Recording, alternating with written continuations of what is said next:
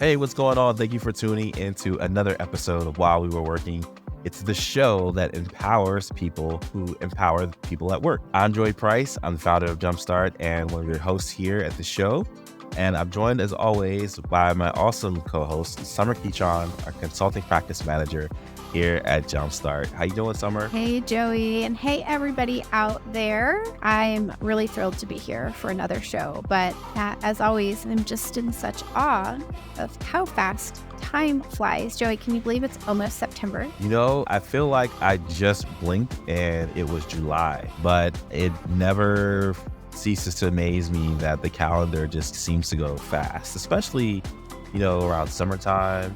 So I don't know. I'm really feeling like this year went by fast. For all the highs and lows of it, it was a pretty quick year. And I know it's not over yet, but we're more than halfway through. And yeah, it just feels like I need a woosah moment. Like, it's been a lot. I agree. I don't know. I have this theory that the older we get, the faster each year flies by. So I'm a little afraid that if each year starts feeling shorter, like how fast it's really going to keep going. Yeah, well, geez, I hope time slows down just enough so we can enjoy it. But yeah, it's been going fast. And we've got a really good show today with some of the topics that we're going to talk about. Speaking of things happening too fast and maybe outside of our control, the first thing we want to talk about is when disaster hits, whether it hits a company or whether a disaster hits environmentally, what's HR's role in avoiding confusion and chaos? We're going to talk about a recent HR Executive Magazine article that we came around about. And then in Consultants Corner, we got a pretty interesting conversation about what happens when you change pay or benefits on a big scale too fast, and maybe some lessons that you can learn from us to avoid the mistakes from the letter that came into our team. As always, if you want to interact with us, reach out to us at hello@jumpstart-hr.com. Visit our website, jumpstart-hr.com, for more about our services and opportunities to connect. And without further ado, Summer, let's go ahead and jump into While We Were Working. And if you can tell people what While We Were Working is, and go ahead and jump into the article. Sounds good. Thanks, Joey, for starting us off. And thank you, everybody, for coming to today's show.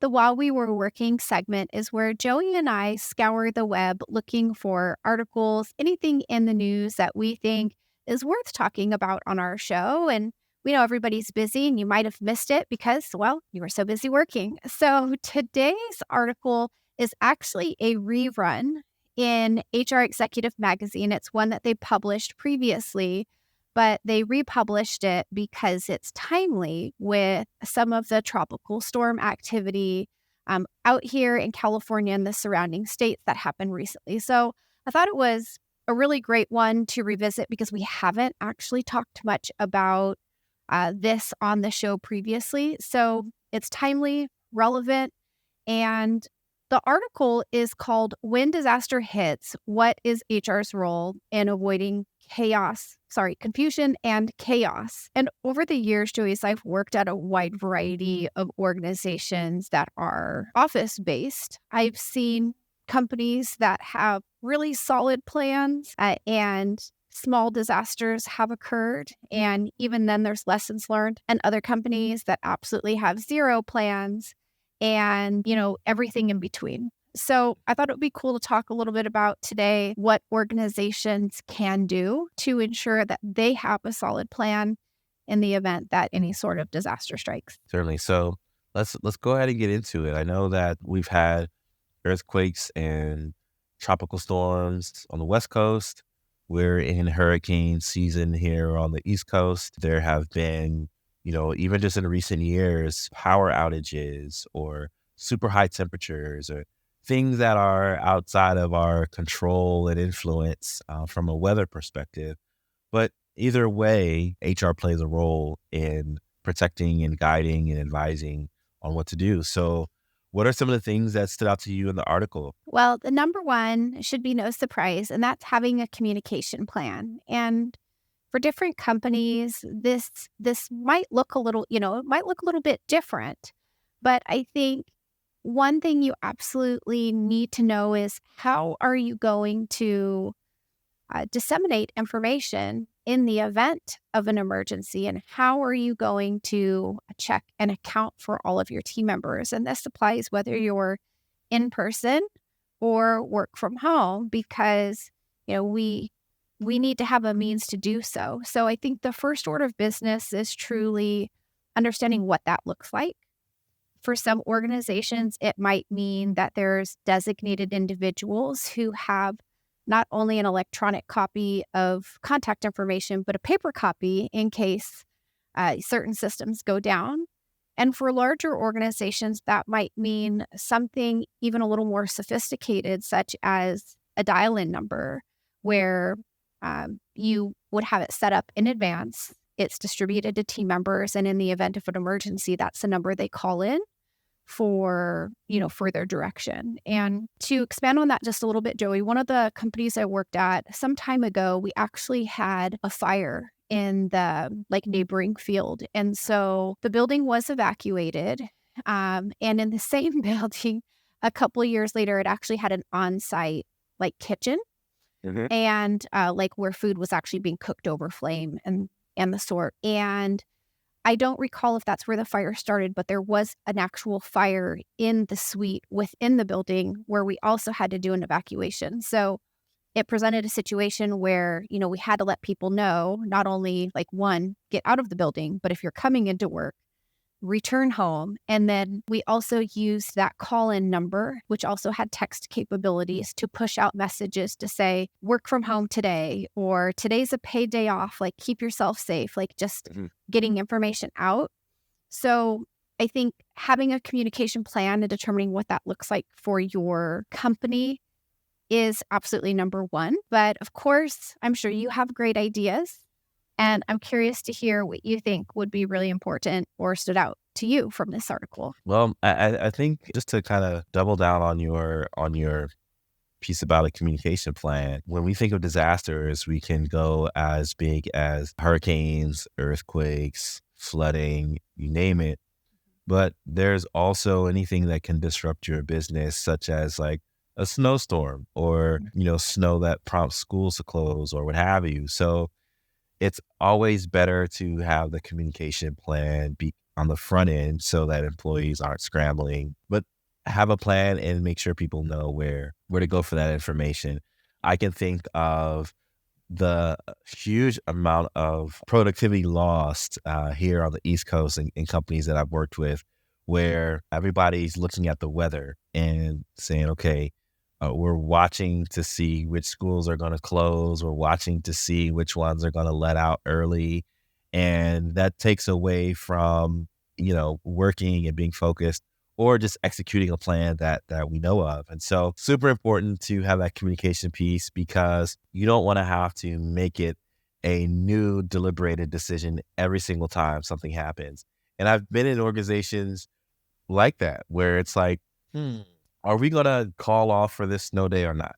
Right. Or are we going to call off for this thunderstorm watch or warning? And you leave it up to your gut. You leave it up to intuition. You leave it up to maybe personal preference. Oh, no, our employees are going to be fine. They'll be able to get home. But communication plans are important because there's so many ripples that you have to pay attention to even within that, because you've got to think about people's commute. Who drives? Who takes public transportation? If they take public transportation, is there a backup system that public transportation provides to get people home? Should you offer rideshare credits to get people home if they take public transportation and things are shut down? Having all of these things ironed out in the communication plan are super important so that you already know what to do, and HR knows how to engage the managers in spreading the word about how your business is going to move forward. So I just wanted to double down on the communications piece. I know there are some other things that we'll talk about, but yeah, another thing that came up was the business continuity plan. What are some of your thoughts and feedback about that piece? Yes. Well, part of me, really wants to focus on the people, because I think we can agree that, making sure that your team members are safe and healthy is number one. And after that is handled, of course, ensuring that business, to the extent that it can, continues to go on, especially if you're in the business of providing support or services to the public.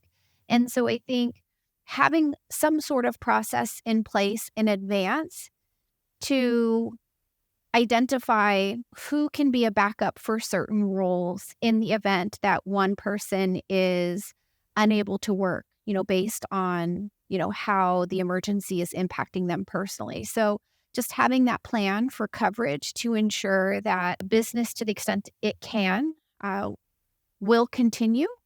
And you don't want to be figuring that out in the middle of crisis. So I think that's really important when I think of, how to avoid confusion and chaos as part of a bigger plan. Yeah. And you bring up a good point about this continuity piece. And thinking about the people, there's the people that work in the business, but then there are also customers too. I think about, I was not TikTok, but I was on Instagram the other day, and I was watching this crab business talk about how their refrigerator went out.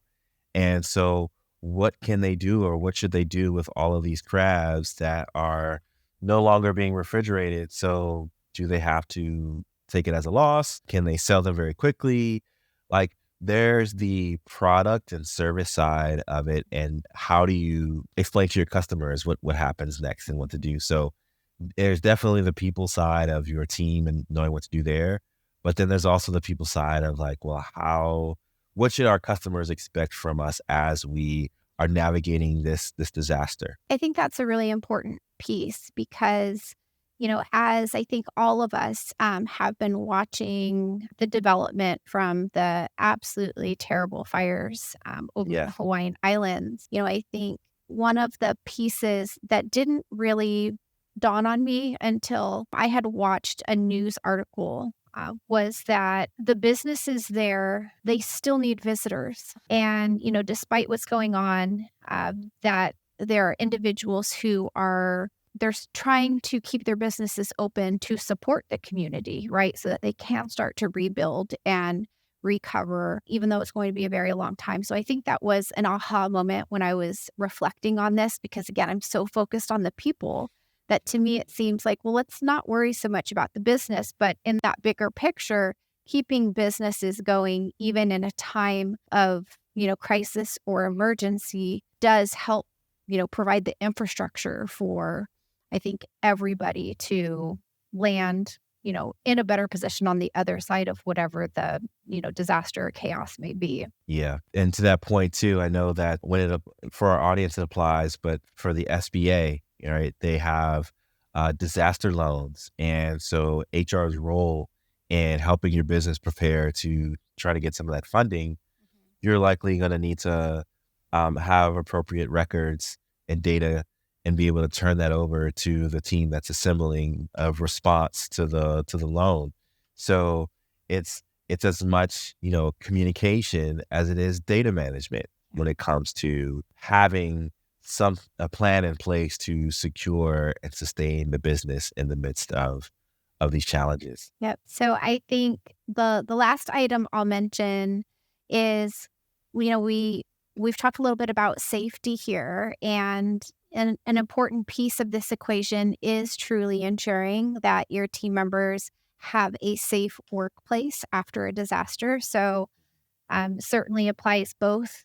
We talk so much about working from home, but also on-site employees. And so, think about whatever the disaster may be and how your individuals are impacted. And again, it's having a plan, right? So if your team members are displaced from their home, is there an alternative on how and where they can work? If your, workplace is not safe to commute to, or, maybe there's been some partial damage to the building or surrounding areas, the organization has a real duty to ensure that, team members are coming back to a safe work environment, and that piece should not be rushed.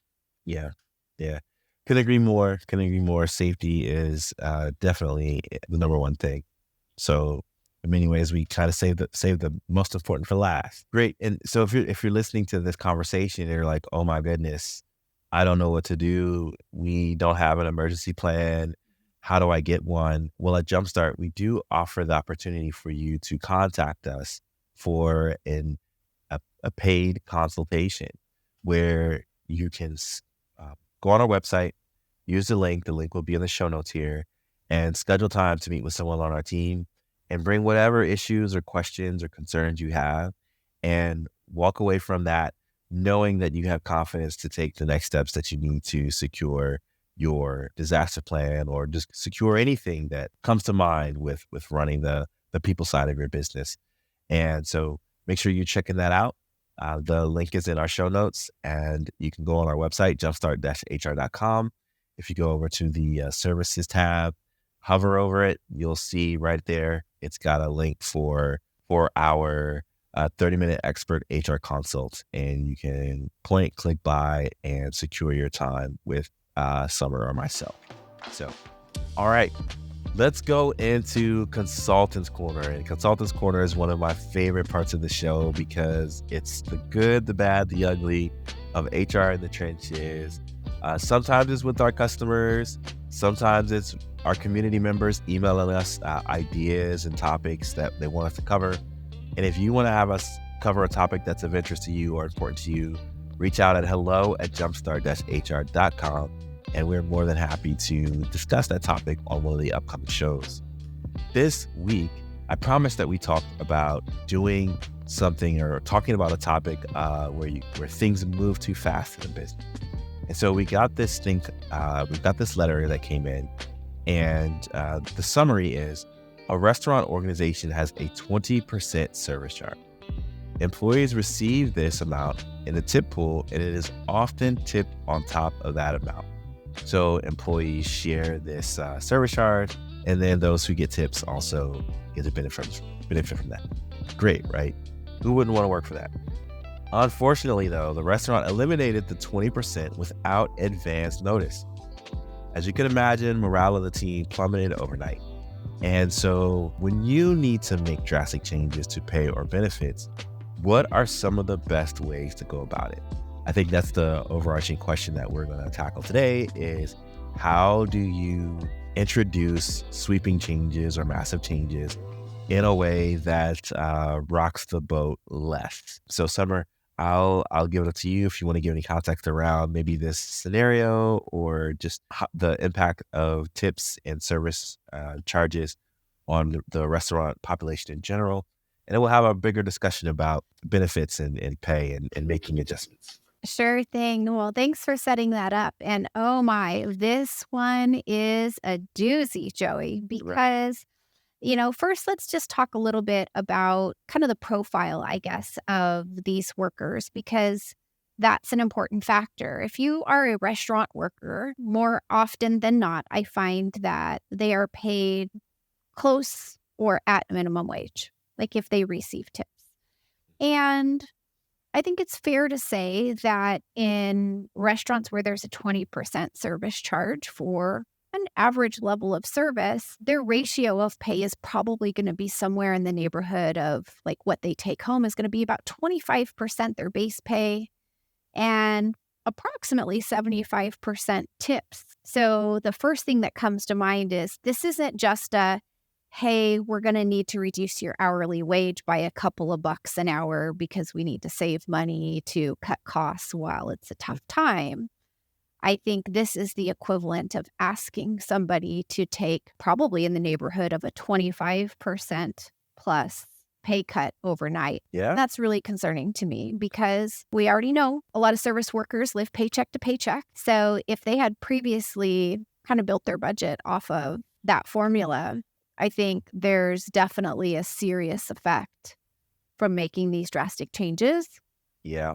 And I there's a lot that I worry about hearing this situation. Yeah, it's my experience working in sort of frontline work has been kind of like an hourly arrangement. Like I worked at, a retail drugstore, right? So it's a little different than working in a restaurant where your goal is to go above and beyond and provide great service and have tips.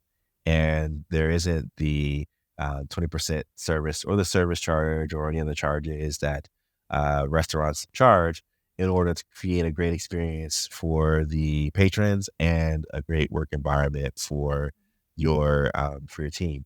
So I come into this kind of looking at it as, what would I do if I were in their shoes? And we've had, and we continue to have uh, customers in the restaurant space, right? So we help them navigate these questions. But yeah, if I were looking at doing this, eliminating this 20% fee, I'd really want to talk with my staff first to see what that might do to even retention, what it might do for hiring. And yeah, you mentioned this could be represent a 20% portion of someone's income.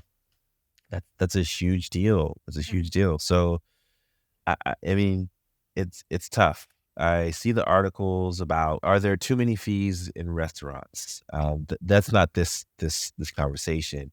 The most important thing is, are we doing right by communicating things to the employees, and are we doing all that we can to retain things that benefit them, where we might be able to evaluate our cost structure in other areas? Everything from like reevaluating how much you spend with your food vendors, or adjusting your hours so that you can capture more customers, running marketing and promotions to get people in the door more than they are now. It reminds me of the past episode that we had not too long ago about what are things that companies can do before making adjustments to labor charges. This is kind of the same boat. So yeah, it's tough. That's a tough one. You referenced a past episode, Joey, and one that came to mind for me was us recently talking about unions and how they're becoming more popular. And we all know that team members tend to rely on unions when they feel like they've been wronged. And, typically when they feel like they've been wronged, it has to do with some sort of change in compensation or their benefits. So Yep. when I hear about this, I'm thinking, oh boy, this is not good. This is not a good decision for the company, not only like for the exact reasons that you described, right? We've got morale. Certainly nobody's going to be excited to go to work after this. They're going to be stressed because they're going to be worried about their finances. And I think it's reasonable to expect that like the average person is going to look for other employment to go to another similar job that offers them, the total comp that they were used to. But let's just say that they decide to stick it out and make a statement and fight for, what they believe is theirs. Now, should this organization's team decide this was unfair, I'm very certain there is a union right around the corner ready to help them form and fight for this back. And truly, none of those things I just described, Joey, are good for a business. Yeah. And we talked about the employee rights to seek union activity and to commiserate about their challenges. And these are protected actions that employees can take from a federal level. And in many states, I don't know where this restaurant is, but there are many states where they're super supportive of employee rights. And so it's better to kind of err on the side of doing what's best for the team. And first of all, asking guidance from pros who can help. So, even reaching out to a team like us to tackle this challenge. Before you make a cut, you should call a team like us to help you out with that. Because we talked about storms in the top of the show, but this is another storm that could be brewing if the employees so chose to pursue union. You mentioned number one being rely on expert HR or business consultants to help you navigate situations like this. And I think that's truly the number one because, things change on a regular basis, and what may have worked previously for a similar change may not be the best approach now. And I think with the limited information we have, if I was working with this organization and they were to ask me super high level, like what would be the best approach and how to tackle this, it would be some of the things you mentioned earlier, right? Which is looking for ways to avoid it if possible. But if there was no way possible and this absolutely had to happen, I think there's a couple key elements, and that is involving advanced communication. It's letting your team know what's happening well in advance and the why. And while they may not agree with it, the goal is that they understand why this difficult decision was necessary, and giving them advance notice allows them to plan for it should they choose to stay. Mhm. And if they choose not to stay, then it affords them the opportunity to make a change if that's necessary. Yep. Not great if the company has everybody leaving, but even with an overnight decision, if they're going to leave, they're going to leave. Yep. Yep. Yep. So that's a pretty tricky situation that team is in, but we don't want that to be you. So what better way to help prevent that outcome, or at least know what your options are before you have to make any major changes? Reach out to us for a quick consult. You can check out the link that's in our show notes. And from there, if we need to be engaged to help come up with a plan or help you evaluate your labor expenses, whatever the case may be, we're here and trained to help. So check us out, jumpstart-hr.com. Hover over the services, and you'll see that there is a HR expert consult that you can point, click, and buy, and schedule time with us so that you can spend a little upfront evaluating and knowing what the best options are, than having to potentially run into a situation that could hinder business in a much greater way. So that's all I've got to say on that topic. But you have any party thoughts, Summer? I do just some quick parting thoughts. It made me think about how I've been personally working with a couple of clients now and recently in regards to union avoidance strategies. So if you're an organization who perhaps is dealing with similar issues, I really think now is the time to reach out for support because you want to get in front of it and not be dealing with it after the fact. So Yep. Now's the time. Yep. All right. Well, this has been another great episode of While We Were Working. If you liked it, make sure that you check out our growing library of old podcasts or new podcasts on our YouTube and wherever you get your podcast content. And you can pretty much search by topic, because wherever comes up in the HR space, there's a strong chance that we've covered it. And if we haven't, reach out to us at hello@jumpstart-hr.com so that we can talk about a topic that you're interested in. All right, we'll see you next week. Thanks so much for tuning in. Thanks, everyone. Thanks, Joey.